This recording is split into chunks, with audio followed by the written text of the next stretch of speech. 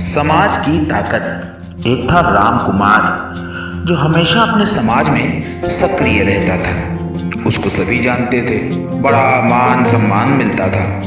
अचानक आत्माभिमान या आत्मग्लानि के कारण वह निष्क्रिय रहने लगा। लोगों से मिलना जुलना बंद कर दिया और समाज से दूर एकांतवासी हो गया। जब बहुत दिनों तक यही रहा तो एक बहुत ही ठंडी रात में उस समाज के मुखिया ने उससे मिलने का फैसला किया। मुखिया राम कुमार के घर गया और पाया कि वह घर पर अकेला ही था। एक कोने में वह जलती हुई लकड़ियों की लौ के सामने बैठा आराम से आग ताप रहा था। राम कुमार ने आगंतुक मुखिया का बड़ी खामोशी से स्वागत किया और बैठने के लिए कुर्सी दी। दोनों चुपचाप बैठे रहे, केवल आग की लपटों को ऊपर की ओर उठते हुए देखते रहे। कुछ देर के बाद मुखिया ने बिना कुछ बोले उन अंगारों में से एक लकड़ी जिसमें लौ उठ रही थी, जल भी रही थी, उसे उठाकर किनारे पर रख दिया और फिर शांति से बैठ गया। रामकुमार हर चीज पर ध्यान दे रहा था।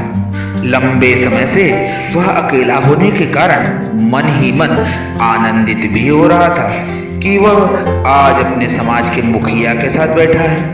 फिर उसने देखा कि आग की जो लकड़ी अलग की हुई लकड़ी है, उस आग की लौ में धीरे धीरे कमी आती जा रही है। जो अलग लकड़ी रखी है उसकी लकड़ी में आग में कमी आती जा रही है। कुछ देर में तो आग बिल्कुल ही बुझ गई, उसमें कोई ताप नहीं बचा।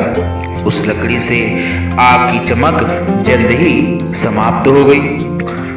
कुछ समय पूर्व जो उस लकड़ी में उज्जवल प्रकाश था और आग की तपन थी, वह एक काले और मृत टुकड़े से ज्यादा कुछ शेष न था।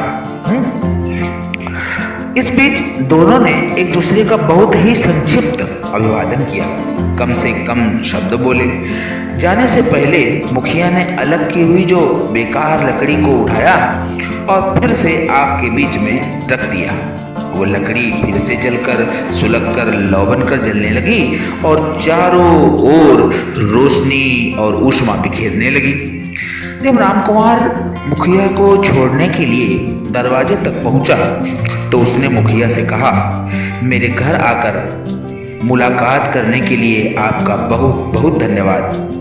आज आपने बिना कुछ बात किए ही मुझे एक सुंदर पाठ पढ़ाया है कि अकेले व्यक्ति का कोई अस्तित्व नहीं होता। समाज का साथ मिलने पर ही वह चमकता है और रोशनी बिखेरता है। समाज से अलग होते ही वह लकड़ी की भांति बुझ जाता है। मुखिया बोले, रामकुमार तुम बहुत समझदार हो, जो बिना कुछ कहे ही मेरे आने का उद्देश्य समझ गए। इस कहानी से हमें क्या शिक्षा मिलती है? मित्रों, समाज में हमें हमेशा सक्रिय रहना चाहिए, क्योंकि समाज में रहकर ही तुम्हारा या किसी का भी अस्तित्व कायम होता है। परहित सरिस धर्म नहीं भाई, पर पीड़ा सम नहीं अधमाई। आपको यह कहानी कैसी लगी जरूर बताइएगा। फिर मिलते हैं अगली कहानी में। तब तक के लिए चैनल को सब्सक्राइब कीजिए। अच्छी लगी हो कहानी तो लाइक कीजिए और शेयर कीजिए। नमः शिवाय।